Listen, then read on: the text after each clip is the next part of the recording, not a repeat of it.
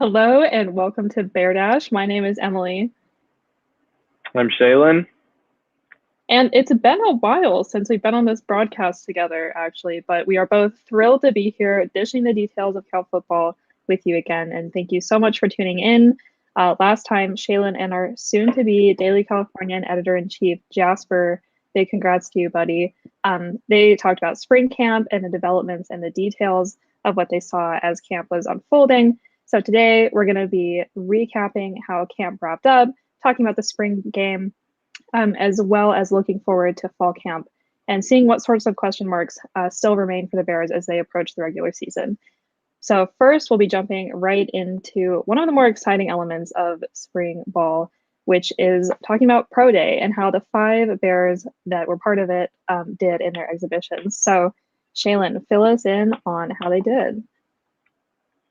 Yeah, so you said five Bears, which may not seem right to most people, but that's because along with Cam Bynum, Jake Curhan, and Zionde Johnson, who are entering this year's NFL draft, Cal also had Travion Beck and Jordan Duncan, both of whom went undrafted in last year's NFL draft, also come to Cal's Pro Day. They're still trying to make the NFL, and they also got to perform in front of all those scouts along with the three guys from this year. And speaking about Pro Day in general for every school, it's a lot more important this year than normal because there's no NFL combine.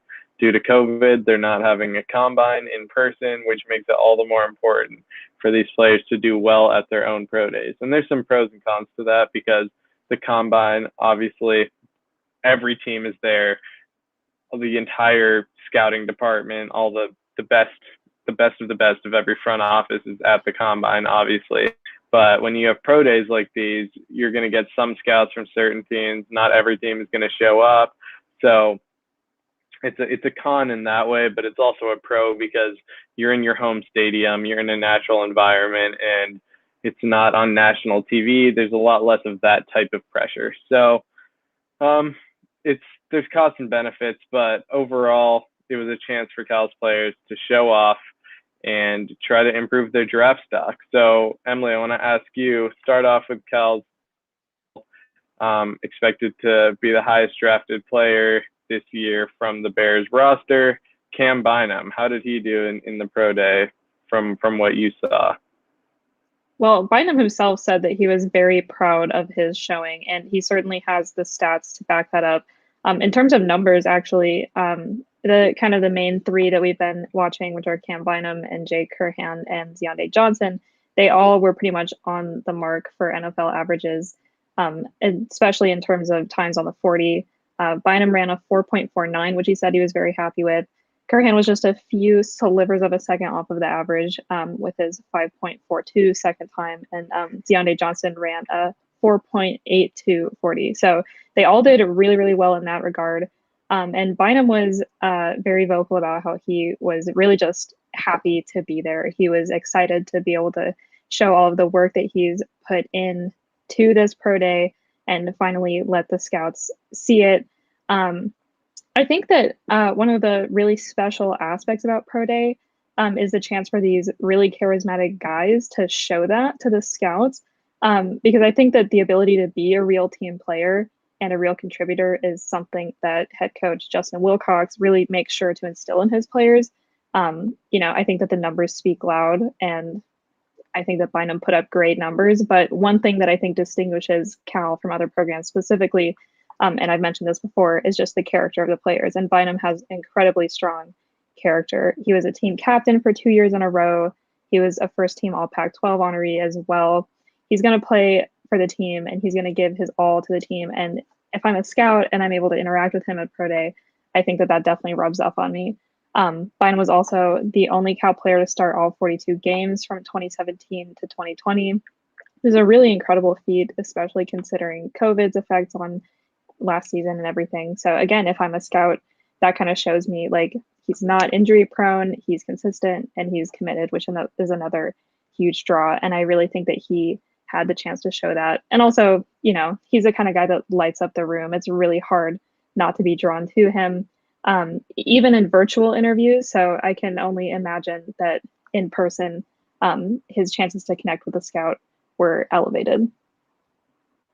Yeah, that's something that scouts definitely could, I'm sure, see from him is his character, and also on film, his IQ and technique are very apparent. But what he wanted to show in pro day, originally the combine before it was canceled, was his athleticism, because when he has all these other intangibles and technique and all that, he needs his athleticism to put him over the edge. So the main thing he said he was focusing on was his 40-yard dash time, and his 4.49 was about as good as you could ask for him. A sub 4.5 40 for a cornerback is always good. It's just about the cornerback average. But with pro days, they're hand timed as compared to the traditional very high tech laser times at the combine. So a lot of people say to add like about zero point 0.1 seconds to a hand time to get their actual time. But overall, I mean, he had a great 40, and his time definitely helps his draft stock. It absolutely does not hurt it. His biggest question mark was his speed and athleticism, and I think he showed that he can hang with the best of the best. So after this pro day, I don't think his draft stock changed too much. I would say he's most likely to get drafted around rounds 4 or 5. He'll definitely be attractive to teams as a depth option at cornerback. And that's not to say he can't be a starter or even a star player down the road at cornerback, because he likes to talk about his favorite NFL player to watch film and technique of was Richard Sherman, especially in his prime with the Seattle Seahawks. And we remember that he was a 5th-round pick out of Stanford. So no matter where Cam Bynum gets drafted, it's not about that. It's about what he does from there. But moving on to Jake Curhan, he also had a bit of a pro day that he wasn't necessarily used to, because he was playing all of his Cal games at right tackle, and in the Senior Bowl, a lot of teams wanted to see him at guard. So scouts are already kind of pushing him out of his comfort zone. Obviously, being versatile is a huge plus in the NFL. So learning how to play both of those positions is something he's really been working on. And his numbers were also good at the combine. He did better than what he was hoping for, or at least as good as how he was hoping for. And he's another guy like Bynum who relies more on his smarts and technique than his athleticism. And he likes to compare himself to his favorite player, Mitchell Schwartz, who's not insanely athletic, but he's an All-Pro and a Super Bowl champ. So if his career can go anything like Schwartz, that would be amazing, because Schwartz is an All-Pro and recently won a Super Bowl with the Kansas City Chiefs. And not to mention he's a Cal grad. So if they had similar career trajectories, that would be, I'm sure Curhan would take that. I think you're definitely right. It would be hard not to be excited about a future like that. I think that it's really nice to hear that all of the guys that showed out were pretty confident in their performances. Zionde said the exact same thing. He said that he was really proud of what he did. He had a really good vert and broad jump. He was really also proud of the lifting that he did. He had 22, I think 225 bench press reps, which is impressive, and he was excited about that. He also did really well on the 40, like we mentioned before. And I think that his dynamism and his relentlessness is something that we've been lucky enough to see. He said going into the pro day that he was really just looking to show off his explosiveness for a guy his size, both in terms of speed and jumping, getting off the ground, and also just in terms of not giving up, not quitting. I think that we've seen that time and time again in games, but I really do think that he showed that to scouts as well. And again, it's really hard not to find a lot of joy in Zionde. He's a great guy. He's very socially savvy. He's very football savvy, just like all these other guys that we've mentioned. Also, I think that it's worth noting that even the other guys that showed up, Josh Drayden, sorry, excuse me, not Josh Drayden, Jordan Duncan, same initials, and Travion Beck, I think that they also put up some good numbers. Like I said earlier, character is really important, and Jordan Duncan is honestly one of the most optimistic and determined people I've spoken to on the team. His dream has always been the NFL. He's been working really hard to reach that goal. I'm sure that his work ethic will rub off on scouts.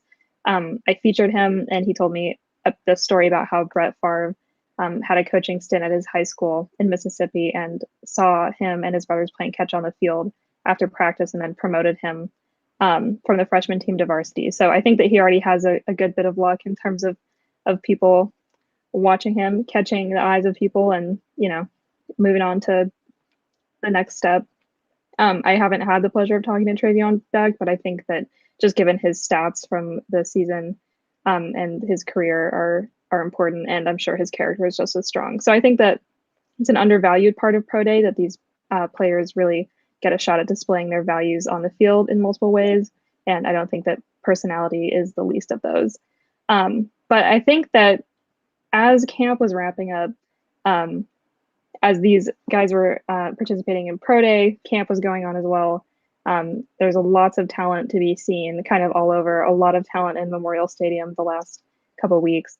So I'm curious what you think. You've been monitoring camp for a while now. So what are your biggest takeaways from spring camp as it stands? Well, one of mine that we kind of hinted at even before camp, but it was really shown during spring camp, is that the offense finally seems to have depth across the board, besides potentially at backup quarterback, which I'll probably talk about that in our next section.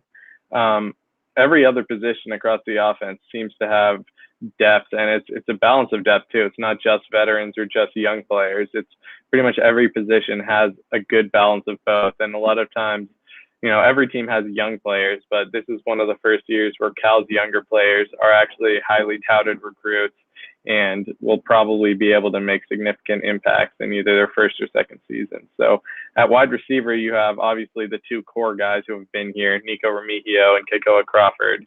But even behind them at receiver, you have a lot of younger players who will likely contribute in 2021. You have Jeremiah Hunter, who has impressed all the coaches on offense as a receiver. And then you have the true freshmen coming in, and Maven Anderson and Jermichael Sturdivant, 2 4-stars who may not necessarily get a ton of reps, but will probably be in the rotation and be playing in significant games.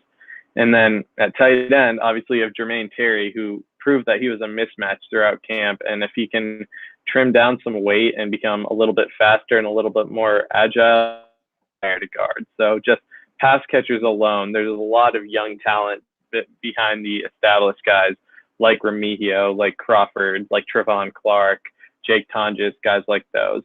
And then moving on to the offensive line, the young offensive line, the younger players who don't traditionally start, we saw them get a lot of playing time in 2020. Guys like Ben Coleman, Brandon Mello, Braden Rome, they're all guys who likely won't start in 2021, but they played well in 2020, and depth on the offensive line is crucial to enter any team. Hopefully COVID won't be an issue in 2021, but injuries always happen. And I think Cal's offensive staff is really confident in the players they have all across the offensive line. First string, second string, even some third string players have shown a lot. And they're going to need those players, those younger players, to continue to develop, because Cal has several draft eligible offensive linemen after this season, with Safel and Valentino Del Toso almost most definitely gone, and then possibly guys like Will Craig could also leave. So there could be a lot of turnover on the offense after this season, but in 2021, Cal, I think, has the depth to, if everything can come together with Bill Musgrave's scheme, they could have a really strong offense, at least depth-wise. Yeah, I completely agree. I was going to say, I remember all of the 2019 season, every time they played, every single game they took the field, my stomach just was in knots watching the offensive line, because it was really, really injury-ridden at that point.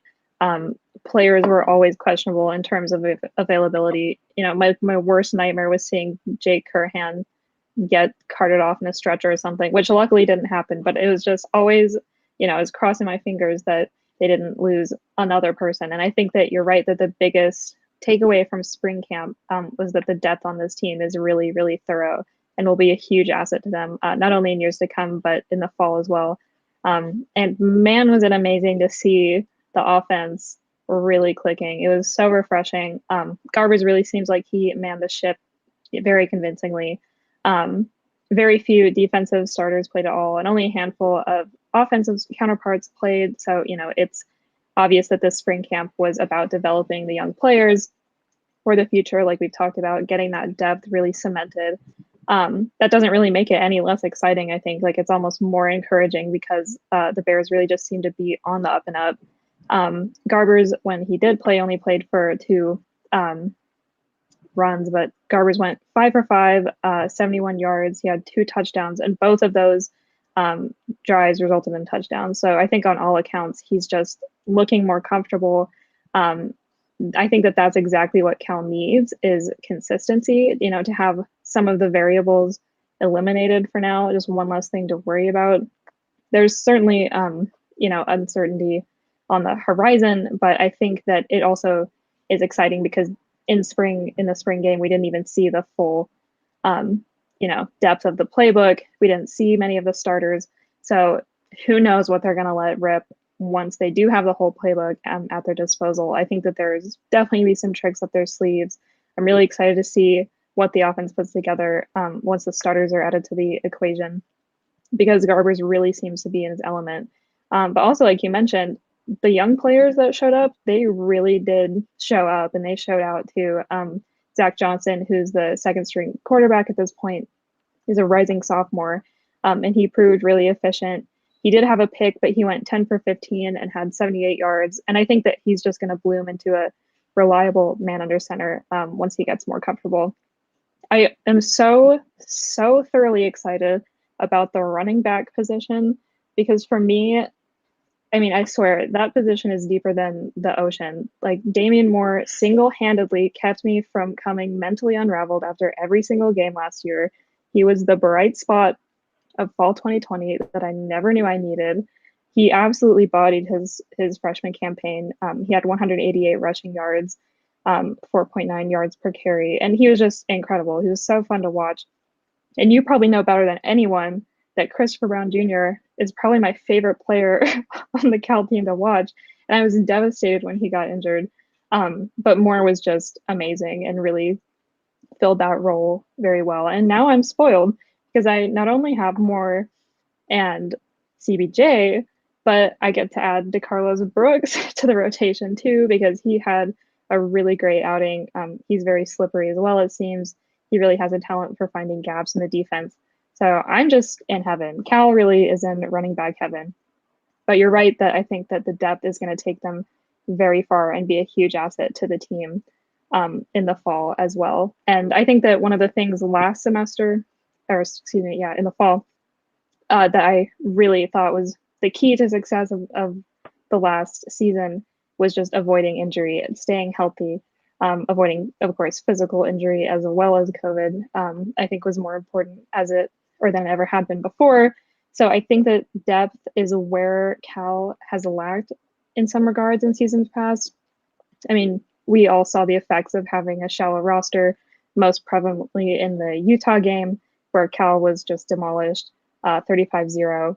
Cal was stretched very thin. And I think that this camp is very encouraging because it seems like there's lots of capable young players at most of these positions that can get the job done in a worst case scenario, like 2019 when people were just dropping like flies, especially on the offensive line.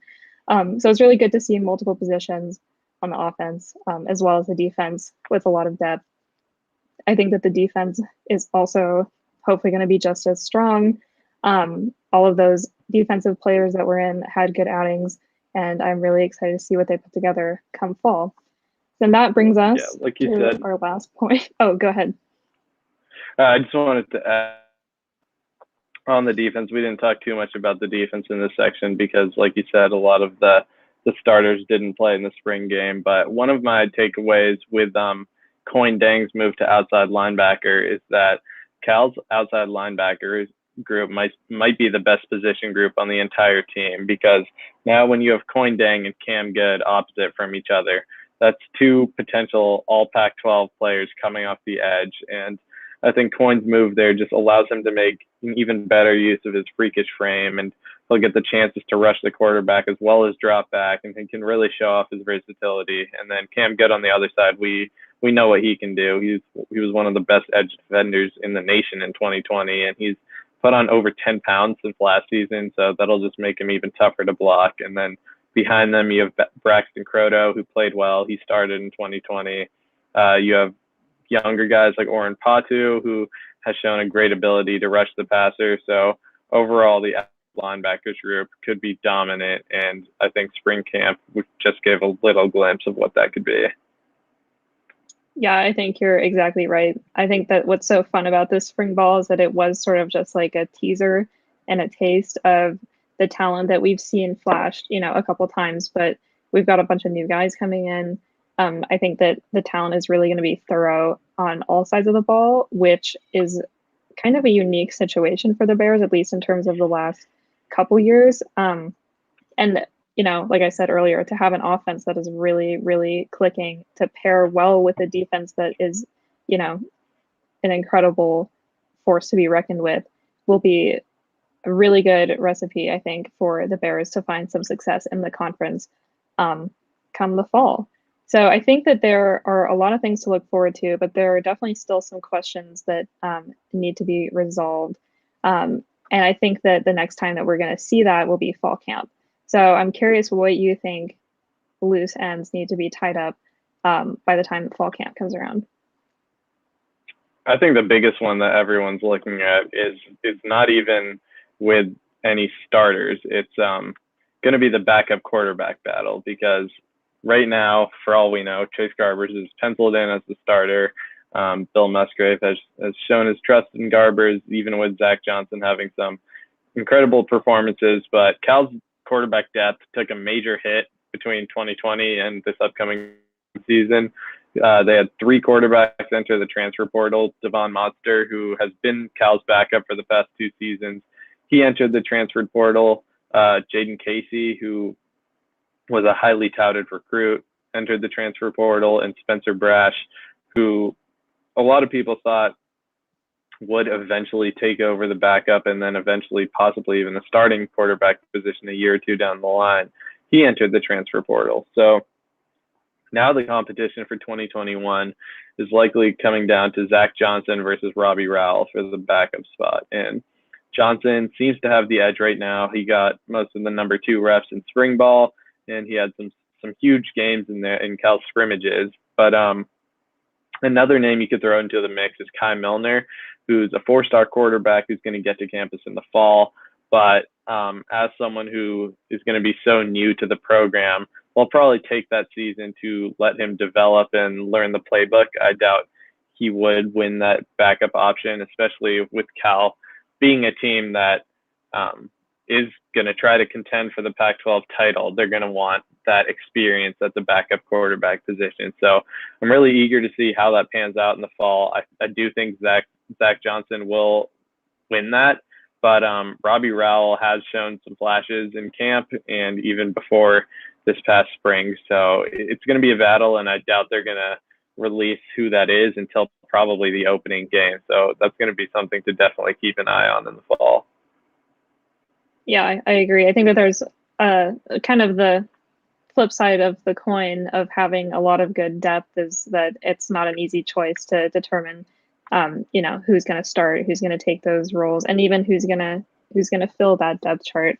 And one question for me that I touched on in the last episode was Garbers's chemistry with receivers. And I think that once you have, start adding second string quarterbacks into that, it does get a little bit messier. I think on the whole, based on spring ball and his brief, albeit very impressive outing in the spring game, I'm definitely confident that even with the new guys and even with probably a lot of turnover in the wide receiver position, that Garbers will quickly settle in. I'm not necessarily worried that there won't be chemistry, even if, one of the second string quarterbacks does end up playing at some point. I'm just worried that it might take a little bit too long to get established because, like you said, this is going to be the season to prove it all, to lay it all on the line. The first conference game that the Bears are scheduled for is against Washington in Seattle. And given the beef between the two teams, I don't think it'll be an easy way to start Pac-12 play for the Bears. I think it'll be a challenge right out of the gate. Washington is definitely going to have a chip on his shoulder. So the Bears definitely have a tough schedule. None of the games are gimmies, and Oregon is third on the docket. And I think that the offense really has to be fully firing at that point if they do want a shot at the conference. And that's a pretty quick turnaround time, still with, a relatively new offensive coordinator. I do have a lot more faith in the Cal offense after spring ball, but I don't think there's going to be room for many errors if the Bears want a chance at contending for the conference crown, which I do think that they have a legitimate shot at. Like you said as well, I think that the receiver position is going to be quite a battle. You have Monroe Young and Justin Baker, who had great outings in the spring game. And of course, Nico Remigio had a great time too. Keiko Crawford, he very quickly earned a starting position at Cal in 2019 after transferring from Michigan for a reason. And he's been incredible ever since. And then there's, the new people that are coming in, J. Michael Sturdivant. And I think that there's a lot of speculation to be made as to who might start in that position and earn the title of starting in the fall. And it's definitely, like I said, a good problem to have so much talent that you hardly know what to do with it, but it doesn't make the job of the coaches deciding any easier. Yeah, I think you touched on this earlier in the last section, but one thing I really want to see during fall camp is how the running back depth chart pans out, because they do have the depth, but there's only so many snaps to go around. And CBJ and Marcel Dancy have been Cal's number 1 and number 2 when they're healthy. But like you said, Damian Moore was definitely Cal's most impressive running back in 2020, so he deserves snaps.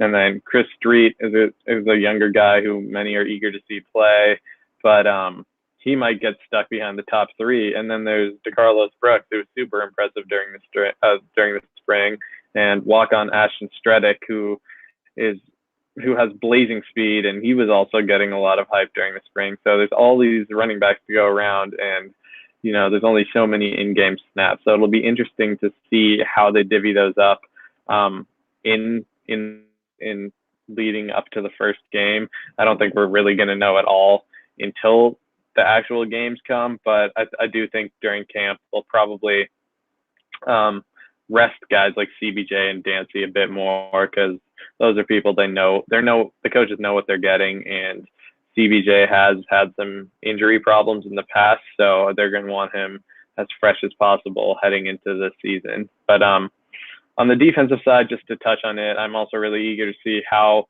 the defensive line comes along in the fall. The return of Aaron Maldonado should allow Brett Johnson to move back to defensive end, and then J.H. Tevis will man the other defensive end position. And a lot of the young guys really impressed during the spring, so just even seeing their development from spring to fall will be awesome. Guys like Stanley McKenzie and Ricky Correa showed that they can really be effective against both the run and the pass. And then you have true freshmen coming in like Derek Wilkins, who honestly might even contend for snaps.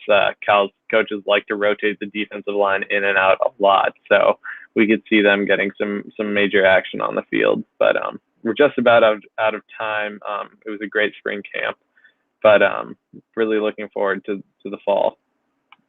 Yeah, like you said, I've kind of been wondering about how the defense is going to rise to the occasion now that the offense is producing consistently. I'll be really curious to see if they can get things firing on all cylinders, because defense has always been the name of the game for the Bears, at least in the most recent years. It's tided them through some really rough offensive slumps. I think that having defensive-minded coaches will really mitigate kind of the worst effects of seeing some of these starters like Bynum and Ziande Johnson go. But I think that having the defense below it in a game where Cal's offense is just cranking would be, a heartbreaking role reversal to witness in the fall. I hope they avoid it. I guess there's only one way to see, which is to wait and find out. But that is all the time that we have for today. Thank you so much for tuning in. Catch us in 2 weeks on Tuesday at 8 p.m., which is when we usually do this broadcast for our next episode of Bear Dash. You can read all of our content on dailycal.org. Follow us on Twitter at dailycalsports. And of course, follow Dash Sports on Instagram and Twitter. And be sure to catch some of the other shows to stay in the know on Pac-12 football. In the words of our good friend, Josh Yuen, happy opening day. And in the words of our other dear friend, Justice De Los Santos, stay hydrated.